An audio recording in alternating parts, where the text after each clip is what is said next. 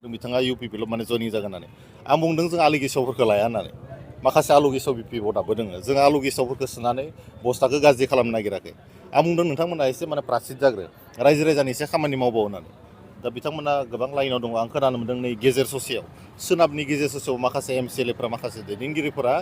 MP इलेक्सननि सिगांनो third प्लेसनि सिगां बिथांमोना जों जयनिं जागोन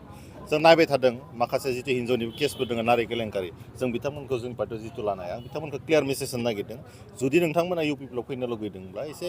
माने गावनि केरेक्टारखौ सुद्रायना लाग्रो बेनि उनाव जोंनि पार्टियाव नोंथांमोना जयनिं जानायनि बाथ्राखौ सानगोन दा खुनु माने परिबेसबो गैला खुनु संगठनबो गैला दा बेयो हाग्रामा महिलानि मोनसे गोसोम जारिमिन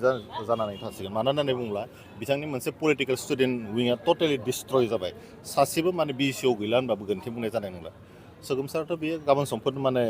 जों गोसो जाबानो लिंहरनो हायो होननाय बायदिसो बिथांखौ जों एसे फज'ना दोनथ'दों एसे नङाब्ला हाग्रामा महिलारियाबो बर' हिसाबै जुदि एसेबां माने डेमेज जाद्रायबा जोंबो दुखु नाङो जों दुखु नाङो दा बिथांखौ एसे साननैसो थांना थाथों होननानै जों एसे स्पेस होनानै दोनदों जनाय माबा मोनसे सोंनांगौ दङ होननानै आं खावलायदों दिनै नोंथांमोनखौ मिडियानि मानसिफोरखौ BSU आरो बनस'नि बाथ्रा एखेबारे सोंनो नाङा खारन BSU आरो बनस' होननाय जेबो जिनिसानो बेवहाय गैला बिथांमोना जोब्बाय जिहेतु नबकुमार सरननि बिथाङा महिलारिनि गोरोन्थिनि थाखाय जादों मानोना अखम बर' सुरक्षा समितिया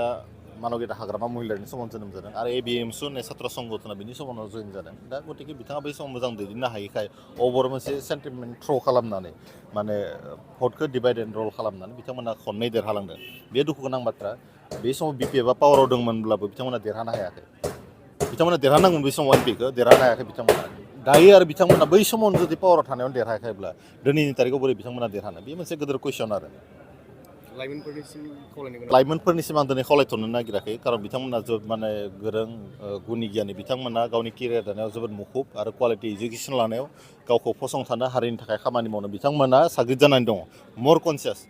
आङो मोनसेल' खावलायनो नागिरदों BPFनि दैदेनगिरि बिथांमोनखौ गावसोरनि गथ' गथायफोरखौ बिथांमोना जायफ्रा माइनर इमिस्युर गथ'फोरखौ बिथांमोना पार्टियाव जयनिं खालामगासिनो दङ गावसोरनि पार्टियाव आं खावलायदों बिथांमोना जाहाथे इमान